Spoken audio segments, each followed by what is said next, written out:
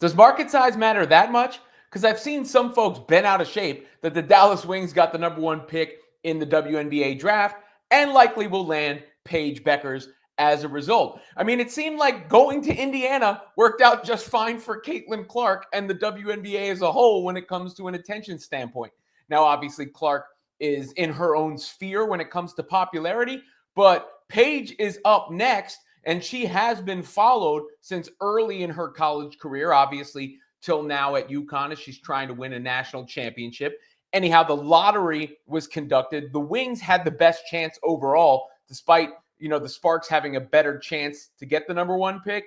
But the Wings had a good chance to get the number one pick and could swap with the Sky. So it's not a surprising result that Dallas lands with the first pick and almost certainly will take Paige Bueckers. Not only for her ability to efficiently score and versatility as a guard, a distributor, a scorer, and everything, but her marketability as well. And you put her next to Arike Ogunbowale, that's box office. Arike lit up the All-Star game. No one cared that she played for Dallas then. The rest of the draft could get interesting because you go to the number 2 pick and the Sparks have a stockpile of bigs. Do they take Kiki out of USC or do they look for a point guard? Because the Sky will be waiting to take an orchestrator with that 3rd pick. But it's almost a foregone conclusion that the number 1 spot for the Wings is prime Paige position.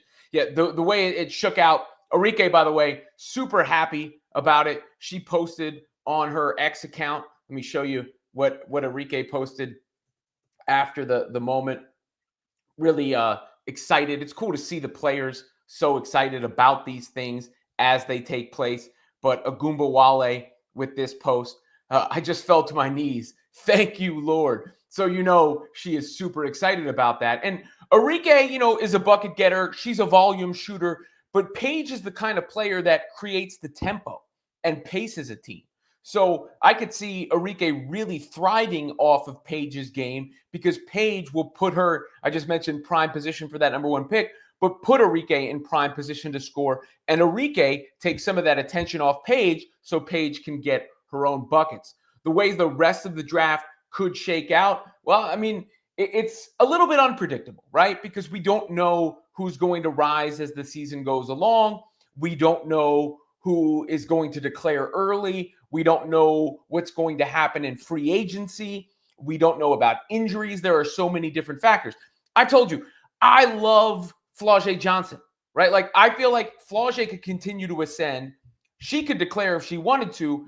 And I don't think it'd be wild for the Sparks to say, hey, we're taking you at number 2, big foe. We're taking you there. That's a scenario, right? There are other players who could declare early bets, a variety of them. Obviously, we're expecting some to come out. Olivia Miles is one name. And when you look at the mock draft I did for Women's Fast Break on SI, here's how I had it. I had, obviously, Paige going number 1. That's a duh.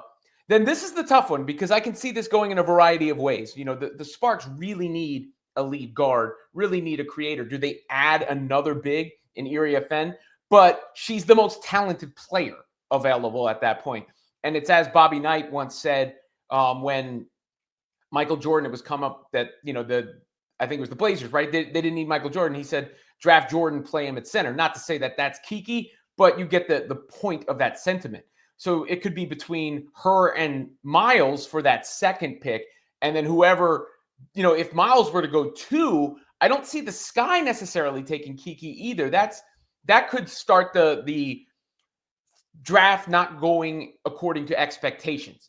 Washington Mystics, a lot of ways they could go there. Barker is a player, I've seen tape of her, very versatile, kind of a big player who can play in a variety of ways, but not a typical big, like more of a swing kind of player. Anissa Morrow has been really good for LSU. The Valkyries are in that 5th spot. AZ Fudd, she hasn't been healthy. She was the number 1 prospect coming in. Then you start to get to the international prospects like the big out of France, Molonga, who is 6'6". Maybe the Liberty are the kind of team that could swing on that development. The Fever, I know a lot of Fever fans want to see Sonia Citron be drafted by the Fever. Cheyenne Sellers, I have to the Storm. They need a playmaker on the perimeter.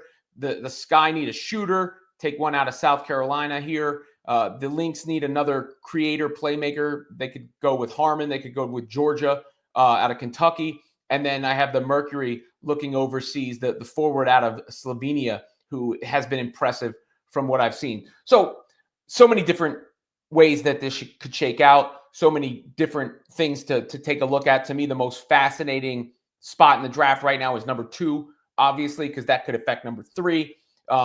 Stanford had Cameron Brink and Kiki together, I believe. Do they want to reunite them? Would they look at trading Hamby, perhaps, if that were the case? You have with the Wings, Satu Sabali is going to be a free agent. How does that all shake out? And then how do the other teams improve deeper in the draft, right? The Sky need playmaking clearly. I just talked about the Fever. I could see the Fever going through free agency to really bolster their big needs, but they could still get a really helpful player with that pick in the draft. And I think they'd be over the moon if, Notre Dame guard is there when they're picking. Sonya's there when they're picking. So those are just some of the possibilities, not to mention the international scouting is probably going to get better and better as the WNBA goes along, more akin to what you see out of the NBA, where so many of the prospects are international players. And you see it paying off now Leonie Fibic was a huge pickup for the Liberty, just getting her rights and then getting her over. So those are the kind of things that can pay dividends in the future. As far as the top of the draft, I don't think there's going to be much suspense there. I almost don't see a universe where the Wings don't select Paige Bueckers simply because she's probably the best player. That's number one. The number one reason, she is probably the best player. And then the number 2 reason being that, you have to lean into her star potential. And that's just good for it's a business too, right? It's a business too. And I'm not saying it's going to be Caitlin Clark part 2. Don't get me wrong. That's a one-of-one situation. But Paige definitely has charisma, definitely has star power. To me, the players who have that it factor that are draft eligible are Bueckers and Flau'jae, though Flau'jae could very likely return to LSU and look to be a higher pick in next year's draft. Regardless, I don't think the market is going to matter if Bueckers is as advertised, especially if she's playing next to Arike, because that is a tag team basketball duo that I think any Hoops fan should be able to support and be happy to see take the floor together.